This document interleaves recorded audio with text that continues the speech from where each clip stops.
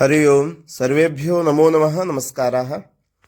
आप सभी का आपके इस YouTube चैनल गणित एवं फलित ज्योतिष में स्वागत है।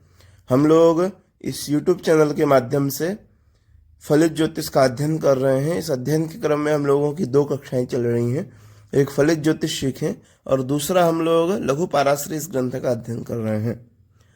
आज हम लोग इसी क्रम में लघु पाराशरी इस ग्रंथ का अध्ययन करेंगे, जिसमें हम लोग आज द्वितीय अध्याय का अध्ययन करेंगे। इससे पूर्व प्रथम अध्याय का अध्ययन हो चुका है, जिसका नाम था संज्ञाध्याय। अथ द्वितीय भावेश फलाध्याय। तो हमारा यह जो द्वितीय अध्याय है इसका नाम है भावेश फलाध्याय। तो भावेश किसे कहते हैं? भाव के स्वामी को। तो भावेश का फल क्या होगा उस विषय में बताएंगे। तो आइए, इसमें हम लोग पहले श्लोक को देख रहे हैं, श्लोक का वाचन, फिर उसके बाद अन्वय उस श्लोक का, और उसके बाद उसकी सामान्य व्याख्या और उस पे जो शब्द कहे गए उन शब्दों पे थोड़ा सा विचार। ये तीन चार चीजों को देख रहे हैं। प्रारंभ करते हैं। सर्वे त्रिकोण नेतारो ग्रहाः शुभ फल प्रदाः पतयस्त्रिषडायानां यदि पाप फल प्रदाः। सर्वे त्रिकोण नेतारो ग्रहाः शुभ फल प्रदाः पतयस्त्रिषडायानां यदि पाप फल प्रदाः। तो इसका ये अन्वय करते हैं। सर्वे त्रिकोण नेतारो ग्रहाः शुभ फल प्रदाः भवन्ति। यदि ग्रहाः त्रिषडायानां पतयः तदा पाप फल प्रदाः भवन्ति।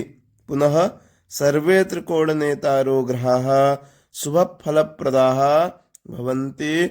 यदि ग्रहाः त्रिषडायानां पतयः तदा पाप फल प्रदाः भवन्ति। तो इसका सामान्य अर्थ क्या हुआ कि सारे त्रिकोणेश ग्रह शुभ फलदायक होते हैं और सारे त्रिषडायाधिपति अशुभ फलदायक होते हैं। आइए थोड़ी सी व्याख्या पे जाते हैं।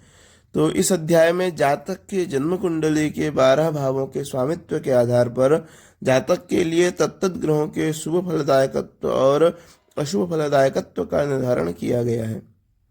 इस क्रम में सर्वप्रथम त्रिकोण स्थान अर्थात लग्न, पंचम और नवम भावों के स्वामियों को शुभ फलदायक बताया गया है। तदनंतर इसी श्लोक के द्वितीयार्ध जो दूसरी पंक्ति है, तृतीय, षष्ठ और एकादश स्थानों के स्वामियों को अशुभ फलदायक कहा गया है। आइए थोड़ा सा और समझने का प्रयास करते हैं। सर्वे त्रिकोण नेतारः ग्रहाः अर्थात सभी त्रिकोणानां प्रथम, पंचम, नवम भावानां नेतारः अधिपतयः तथा भूताः ग्रहाः सूर्यादि नवग्रहाः। ज्योतिष शास्त्रीय वर्गीकरण के अनुसार चाहे कोई ग्रह सौम्य हो अथवा क्रूर हो, यदि वह त्रिकोण स्थान का स्वामी बनता है तो वह ग्रह उस कुंडली वाले जातक के लिए निश्चय ही शुभदायक होगा। शुभ फल प्रदाः शुभंच तत्फलं चेति शुभ फलम तत्प्रददति इति शुभ फल प्रदाः। अर्थात शुभ फल को देने वाले भवन्ति इति शेष होते हैं। आगे बढ़ते हैं। तो सर्वे ग्रहाः, यदि सारे ग्रह चाहे वह सौम्य हो या क्रूर हो, यदि त्रिषडायानां पतयः, त्रिषडाय अर्थात तृतीय, षष्ठ और लाभ स्थान अर्थात 11वें स्थान के पति होते हैं अर्थात स्वामी होते हैं, तो वे पाप फल प्रदाः। पापम दुःखमेव फलमिति पाप फलम तत्प्रददतीति पाप फल प्रदाः दुःख फलदायकाः भवन्ति इति शेषः।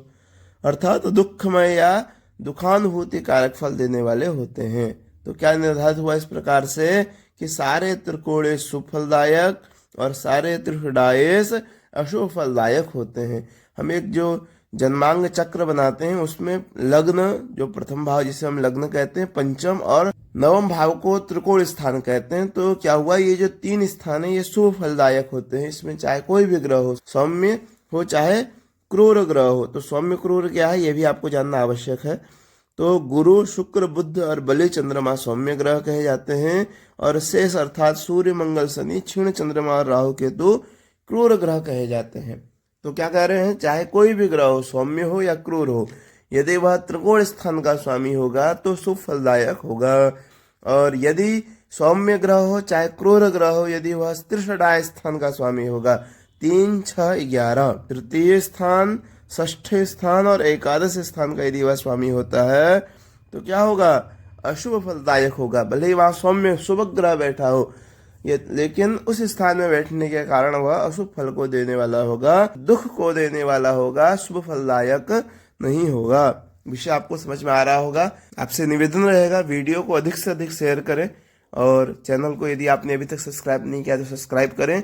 इन्हीं शब्दों के साथ धन्यवाद। और यदि आप बनारस में रहते हैं और ज्योतिष, कर्मकांड, व्याकरण, गीता, उपनिषद आदि किन्हीं भी ग्रंथों का निःशुल्क रूप से अध्ययन करना चाहते हैं तो आपका स्वागत है। बनारस में ही 80 पे हम लोग की कक्षाएं चलती हैं, 80 पे विद्यालय है।